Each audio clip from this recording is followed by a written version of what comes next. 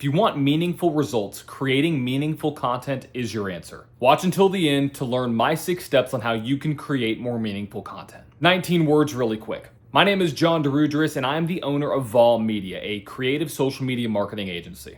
Let's get into this. The exact method to creating meaningful content comes down to understanding one foundational truth. Content that resonates isn't about you, it's about them. Them as in the viewer. I'm gonna break this down into 6 actionable steps so you can, excuse my French, stop creating bullshit and actually start creating meaningful content today. So, why does it matter? It helps grow your sales and your goals. Meaningful content will move the needle towards whatever you strive towards because you are solving some kind of problem in their life. This problem can be clear and immediate, it can make their life easier, or you can just simply give them entertainment or inspiration. The second reason why it matters is because you get remembered. When you create something that matters, people will remember you, and remembered people make more sales. Third, it genuinely helps people. If your content is meaningful and solves problems, and there are an endless number of problems you can solve, and it teaches something useful, that's a key. It's useful. People will trust you and want to buy from you. And talking about trust, when you create something meaningful, it creates and increases trust. If your content shows you understand what your audience needs, they're more likely to trust you and choose you over others. So, what is this number one step? What is step number one with this method? It is knowing your audience like your best friend. Before you even think about creating content, whether it's a graphic, whether it's a video, whether it's a piece of content that goes on LinkedIn, ask yourself these questions. 1, who am I trying to reach? Now, you can answer this with a multitude of different ways, but oftentimes people think that they only have to reach one kind of person. But in reality, you can reach as many people as you want. So really deep dive into who you think you will want to reach. And yes, it is okay to reach multiple people. I recommend that. You can reach multiple cohorts, multiple different customer personas. It is appropriate to do that. Number 2, what keeps them up at night? So what is bothering them on an immediate level, on a indirect level, or on a subconscious level that you can solve and you can, make that issue go away? And third, what motivates them to act? What's going to get them in the right mindset? What's going to motivate them to move the needle? Once you figure out all of these things, then you can move on. And so take time to research your customers, your potential customers' pain points, their aspirations, their habits, what they like, what they don't like, and use tools like audience insights. You can use surveys, you can talk to people, use ChatGPT. And when you know what they're thinking, what that individual is thinking, what that user or that follower or the person who sees your video is thinking, you can create content that speaks directly to their soul and to their mind. Building on this, moving over to number 2, make value your non-negotiable. Your content should always do one of 3 things. The first thing is to educate. Teach them something they didn't know. Pretty clear and simple there. Nothing really else to add, but as long as you are bringing value to them and you're educating them in a way that they can interpret and act upon, that is something that you can build. Number 2, entertain them. You can bring them a smile, you can give them a laugh, or even a moment of surprise. Give them something that they want. Or number 3, inspire them. Give them the push they need to take action or see something differently. So if your content isn't doing at least one of these, you need to pause, you need to reevaluate, because if it's not valuable, it's invisible. But the good thing about all these different things, the educate, the entertain, the inspiration piece, is that you can, use multiple at the same time. You can be entertaining and educate at the same time. There's a lot of creators that do that, or you could just inspire and educate. You could do all 3. Figure out the mix for you, test and learn, but you should always do at least one of these 3 in your content. Number 3, consistency over perfection. Here's the truth. It's better to be consistent than perfect. And here's why. Posting regularly, even if it's not always groundbreaking, will move the needle. Creating a cadence with the people that that follow you will generate that trust and will build that consistency and build the expectation. Now, I'm not saying that you have to come up with a groundbreaking idea every single time, but posting regularly with value in mind is what's going to allow you to be more consistent. Number two, show up authentically even if you're having an off day. People will want to resonate with somebody who is authentic, who is true to them. Whether you're having a bad hair day, like I am, I put a hat on, so I'm going to wear this hat.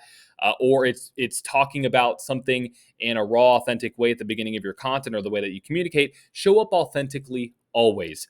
And third, share your behind the scenes process. So this can be your struggles, your wins, your losses, things going on in your business, in your life, whatever it may be. I'm not saying you have to become an influencer, but if it can allow your customer, your potential customer, to learn a little bit more about you so they can increase that trust level, do it. And one key word that I love to use and to recommend is to document versus create.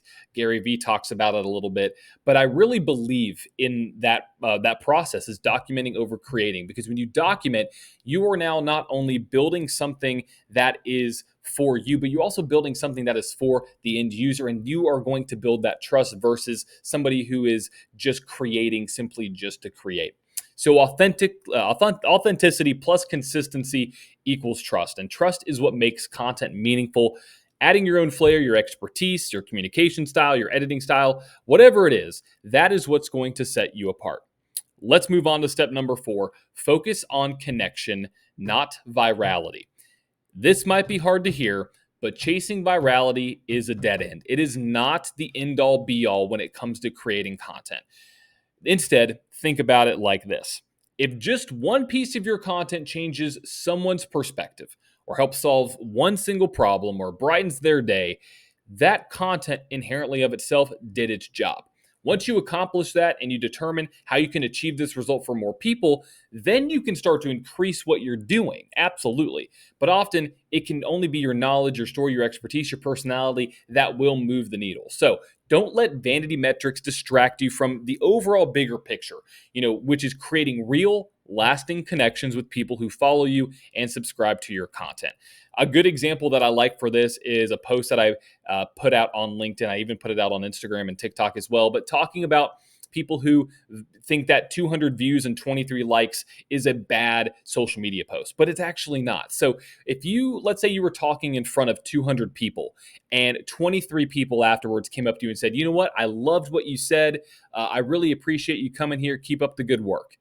I think you would think that's a great day if you had 23 people come up to you after you spoke to 150 or 200 people. Well, that happens every single day on social media. People think when they only get 150 or 200 views or 15 or 20 likes that piece of content was bad. Well, according to the algorithm, it may not have met the standards that it needed to reach more people, but that doesn't inherently mean that your post was bad. It means that you just didn't reach the algorithm's level of what it needed to be. So when you are creating content, don't get discouraged when your content only gets 150 or 200 views or 300 views. Make sure you are chasing connection, not virality. Step number 5, iterate and improve. So building on that last point, meaningful content doesn't happen overnight.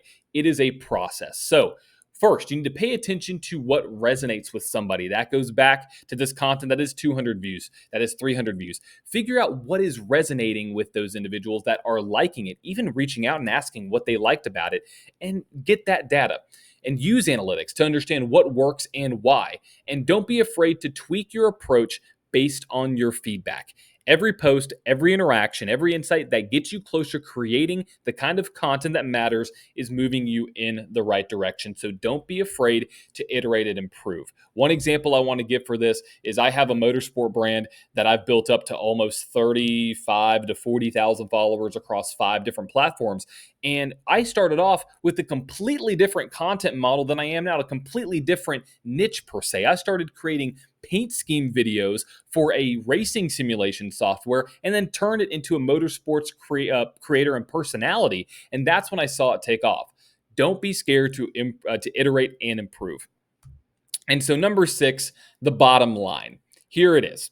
Meaningful content isn't flashy. It's intentional. It's the kind of content that just doesn't get seen. It gets remembered as well. And that's the goal. If you're ready to take your content to the next level, let's connect. I really want to help you. So reach out in the comments, ask any questions, and I would love to be able. Now, I implore you to go make something meaningful, whether it's a piece of content on LinkedIn, an Instagram reel, a YouTube short, whatever it is. Make something meaningful and follow these steps every single time. And when you start to do this more often, you will start to learn the processes that work better for you, and you'll start to get faster to create that content. If you enjoyed the video, I would love if you considered subscribing. I'm going to put out a lot more content just like this with these kind of presentation style YouTube videos that I love to do.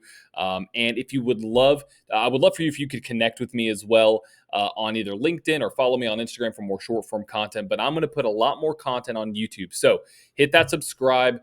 Make sure also that if you have any questions, ask me in the comments. I will answer all of those directly. It could be multiple questions. You can ask me repeat questions. It doesn't matter what it is. I want to be a resource to you and to help you throughout your journey as a creator, as a business owner, as a solopreneur when it comes to marketing and social media. I'll see you on the next one. I'll be uploading videos every single week, so don't miss those videos. I'll see you in the next one. Ciao.